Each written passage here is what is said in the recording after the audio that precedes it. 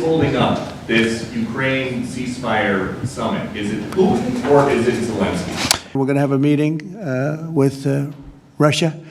We'll start off with Russia.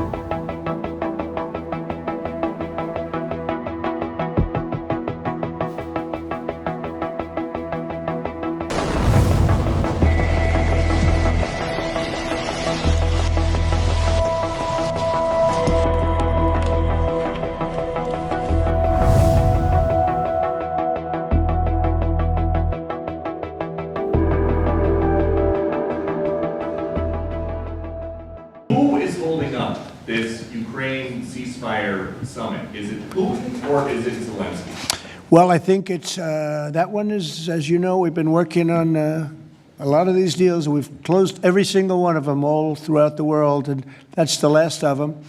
And they're losing, Peter, about 6, maybe even 7,000 soldiers every single week. Russia, as you know, lost almost 25,000 over the last month and a half, and Ukraine lost just a small number, fewer. It's a lot of people are dying, and I think we're getting very close. And we're going to be announcing later on. We're going to have a meeting with Russia. We'll start off with Russia, and we'll announce a location. I think the location will be a very popular one for a lot of reasons. But we'll be announcing that a little bit later. I just don't want to do it now because of the importance of what we just did. I completely understand. Yes, please, go ahead. Follow-up. Are you surprised that Zelensky hasn't figured out by now, in years of war, how to deal with you and to deal with Putin without needing permission to make concessions from his parliament or from a national referendum? Well, he's going out and getting what he needs. You know, he's not authorized to do certain things. I said, well, you're going to have to get it fast because, you know, we're getting very close to a deal. And he's doing that, and he's working with the European nations, and they're terrific people, terrific leaders, NATO. And as you know, I became very friendly with them. They agreed to go from 2% to 5%, 2% that they didn't pay to 5% that they've already paid. It's trillions of dollars. So, you know, we're working together very closely. But no, in all fairness to President Zelensky, he's getting everything he needs to assuming we get something done. But I'll be meeting very shortly with President Putin. It would have been sooner, but I guess there's security arrangements that, unfortunately, people have to make. Otherwise, I'd do it much quicker. He would too. He'd like to meet as soon as possible. I agree with it. But we'll be announcing that very shortly, okay? And location. Yeah, please. Mr. President, with this meeting with Putin, is this Russia's last chance to achieve peace? And do you expect Ukraine to make any type of territorial concession? Yeah, I don't like using the term last chance. Look, it's, you know, look, this is two very, very smart people. They've been going at it and their predecessors also very smart. They've been going at it for 35 years. It's tough. And, you know, when those guns start going off, it's awfully tough to get them to stop. It really does. It's a war that should have never happened. It would have never happened if I were president. There was no reason for it. So many people are killed, so much cultural destruction. You look at those magnificent towers, the most beautiful in the world. You know, the spires were considered the most beautiful in the world. They're all in a million pieces laying on the ground, all obliterated, knocked into a million pieces. So sad. But millions of people have died. And very much set in their ways. A lot of people were set in their ways, but I think we're getting close. I mean, this was not my war. This was Biden's war. But the European Union has been great. As you know, they're purchasing equipment from us. They have a lot of money, and they're spending a lot of money on buying equipment. We're not spending money, but we are supplying them equipment. They're paying for it. And I think that a lot of things happened recently that would make this go forward. I'm not going to mention anything having to do with India, but maybe that had an impact. But what really had an impact was NATO has stepped up in terms of their spending on buying military equipment. You know, we're in for, probably through Biden and his people, $350 billion. $350 billion. When they hear these numbers, you're saying that's a lot of money. $350 billion the United States has spent on that. It should have spent nothing because it should have never happened. It would have never happened. And Europe is in for over $100 billion, which is, it should be the opposite. If we were in for anything, but it should be the opposite. And I will say that Europe wants to see peace. The European leaders want to see peace.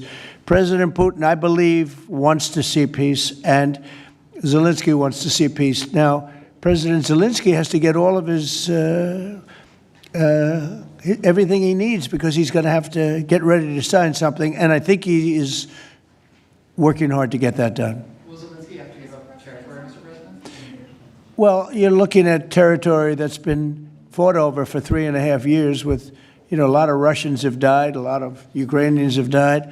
So we're looking at that, but we're actually looking to get some back and some swapping. It's complicated. It's actually nothing easy. It's very complicated, but we're going to get some back. We're going to get some switched. There'll be some swapping of territories to the betterment of both.